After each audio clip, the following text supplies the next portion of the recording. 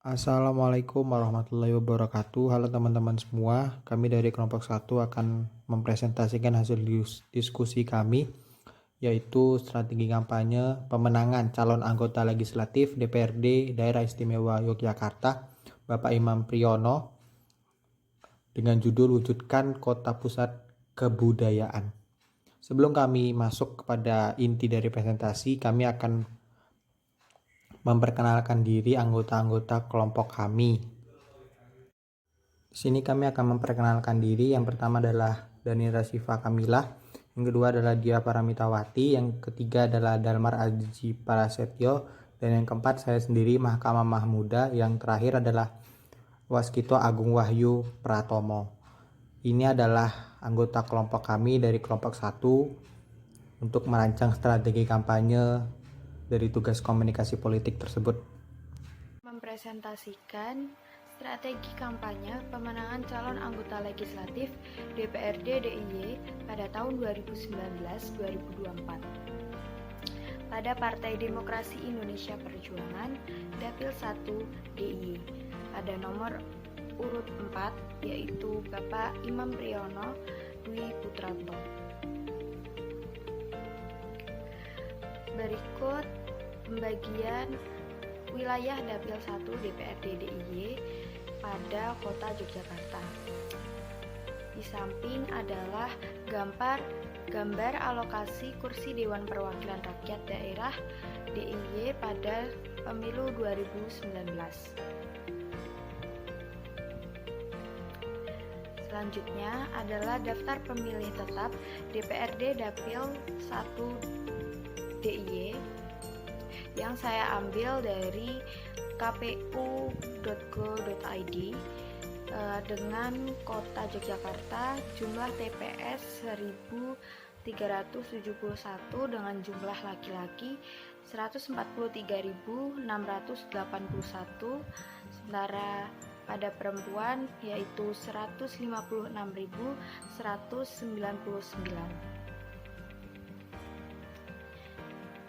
Lalu berikutnya adalah jumlah kursi yang diperebutkan Dapil 1 DPRD DIY yang berjumlah 7 kursi. Berikut adalah analisis situasi segmenting yang terbagi menjadi 3. Yang pertama yaitu analisis geografi, di mana daerah Yogyakarta merupakan daerah perkotaan. Lalu analisis demografi, yaitu masyarakat Yogyakarta mayoritas bekerja sebagai petani, peternak, dan juga karyawan swasta dengan didominasi oleh latar belakang pendidikan SMA atau SMK dan tidak bersekolah. Lalu yang terakhir analisis psikografi. Masyarakat Yogyakarta memiliki ikatan kultural yang sangat kuat dengan kegiatan yang dilakukan masih bersifat kebersamaan dan berkelompok. Untuk target sasaran kampanye sendiri memiliki 3 bagian, yaitu bagian primer, sekunder, dan tersier. Untuk bagian primer, yaitu target sasaran kampanyenya bagi mereka yang bekerja sebagai petani, memiliki pendidikan yang menengah ke bawah, laki-laki dan perempuan, semua golongan agama, bukan pemilih pemula, dan juga tinggal di perkotaan. Untuk yang sekunder sendiri, target sasaran kampanyenya adalah bagi mereka yang bekerja di luar petani, laki-laki dan perempuan, semua golongan agama, tinggal di perkotaan, pemilih pemula, dan berpendidikan menengah. Untuk yang terakhir yaitu tersier, bagi mereka yang memiliki pekerjaan di luar petani, pemilih pemula dan bukan pemula, tinggal di daerah perkotaan, semua golongan agama, dan berpendidikan menengah ke atas.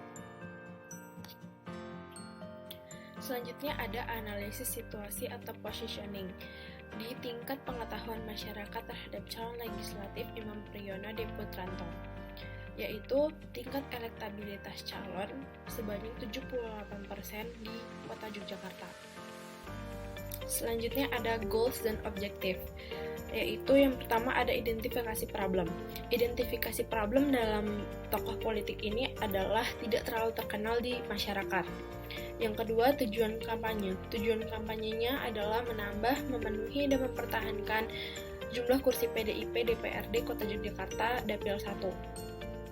Untuk persoalan kampanye sendiri, yaitu program kampanye yang dilakukan selama ini belum mampu menambah suara perolehan PDIP dari 81.000 suara menjadi 100.000 suara. Selanjutnya ada target kampanye. Target kampanye untuk wilayah Dapil 1 Kota Yogyakarta adalah meningkatkan perolehan suara terbesar sebanyak 20.000 suara. Untuk communication goals, yaitu meningkatkan kembali kepercayaan masyarakat, kesadaran, dan pengetahuan konstituen potensial pemilih calon legislatif nomor 4 DPRD Kota Yogyakarta dalam partai PDIP. Selanjutnya ada analisis SWOT. Analisis SWOT dari calon legislatif Imam Priyono Deputrato memiliki 3 kelebihan dan 2 kekurangan. Kelebihannya adalah pernah menjabat sebagai Wakil Wali Kota Yogyakarta pada tahun 2011 sampai 2015. Kemudian kelebihan yang kedua yaitu berpendidikan yang tinggi, dan kelebihan yang ketiga memiliki pengalaman di dunia politik. Kekurangannya adalah yang pertama, Imam Priyono sendiri memiliki citra yang buruk di media karena pernah dituduh tidak bersih selama menjabat sebagai Direktur Utama PDAM Taman Tirta Kota Yogyakarta. Yang kedua, Imam Priyono sendiri memiliki dana yang sangat terbatas. Selanjutnya adalah kompetitor. Perlu kita ketahui bahwa yang dimaksud dengan kompetitor di sini adalah orang yang bersaing di dalam suatu kompetisi atau lembaga. Dalam konteks pemilu, yang berarti kompetitor di sini adalah orang yang turut ikut mencalonkan diri atau mendaftarkan sebagai DPRD Daerah Istimewa Yogyakarta dan mendapatkan lokasi di Dapil 1. Berikut nama-nama kompetitor yang bisa menjadi acuan dari tokoh politik kami, yaitu Bapak Imam Priyono dalam memperluaskan dan memaksimalkan dalam kampanye. Mungkin nama-nama tersebut ada berbagai dalam partai politik seperti Partai Gerindra, Partai PDIP itu sendiri, Partai PKS, Partai PAN, Partai PSI, dan partai-partai lainnya yang di sini pernah mencalonkan diri dan menjadi penggede dalam suatu pemilu dan mendapatkan peringkat yang bisa dibilang menjadi pemenang dalam suatu pemilu DPRD atau pemilu-pemilu lainnya. Selanjutnya adalah strategi kampanye. Kelompok kami memakai strategi kampanye difusi informasi, yang mana sumber komunikasi itu terbagi menjadi 4. Yang pertama adalah pengetahuan, yang kedua adalah persuasif atau mempengaruhi orang lain, yang ketiga adalah keputusan yang terbagi menjadi 2 lagi. Yang pertama adalah adopsi, yang artinya adalah penerimaan dari ide-ide tersendiri. Yang kedua adalah penolakan, dan yang keempat adalah konfirmasi. Maksudnya konfirmasi di sini adalah step akhir dari cara-cara strategi kampanye itu sendiri. Strategi kampanye tokoh politik kami yaitu Bapak Imam Priyono Putranto.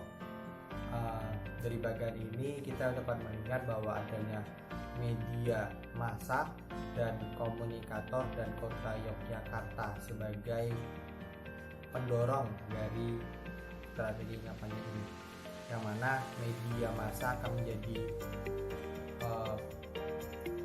advertising dalam mempromosikan tokoh politik tersebut, dan komunikator juga akan menjadi persuasif branding yang dimana akan mempengaruhi orang lain dalam memilih siapa yang akan dipilih dalam pemilu Dewan Legislatif DPRD Daerah Istimewa Yogyakarta, tepatnya di Dapil 1.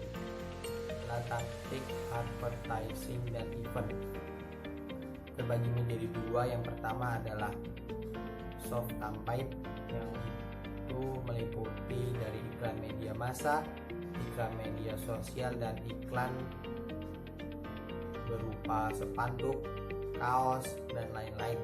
Yang kedua adalah hard campaign, yaitu seperti acara acara-acara besar. Yang pertama adalah event kebudayaan, yang kedua adalah event keagamaan, dan ketiga adalah turban atau masyarakat dan komunitas. Yang ini turban ini bisa kita pahami adalah sebagai pendekatan antara tokoh politik dan masyarakat sekitar.